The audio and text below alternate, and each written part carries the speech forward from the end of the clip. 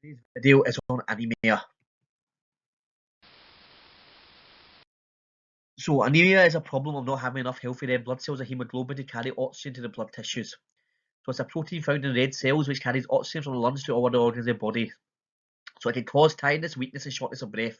So there are many forms of anemia and it can be either short term or long term. It can be mild or severe. So the symptoms are that there can be no symptoms at first or they can be mild. But as you can see here, the symptoms below are tiredness, weakness, shortness of breath, pale yellowish skin, irregular heartbeat, dizziness, chest pain, cold hands and feet or headaches. So anemia occurs when the blood doesn't have enough hemoglobin or red blood cells. So this can happen when the body doesn't make enough hemoglobin or red blood cells. Bleeding causes loss of red blood cells, and hemoglobin, meaning that it's faster. It takes a wee while to be replaced. The body destroys red blood cells, and the hemoglobin is in them. So there are different causes. So there's iron deficiency, vitamin deficiency, anemia of inflammation, aplastic anemia. Anemia is linked to bone marrow disease, hemolytic anemias, and sickle cell anemia. So you can see on the slide below. These are different types of anemias and how they're caused. So you can have complications such as tiredness, pregnancy complications, heart problems, and death. So for your heart problems, this can result in arrhythmia.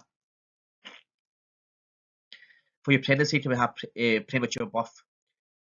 For your prevention, you can have iron, folate, vitamin B12, and vitamin C to help prevent anemia.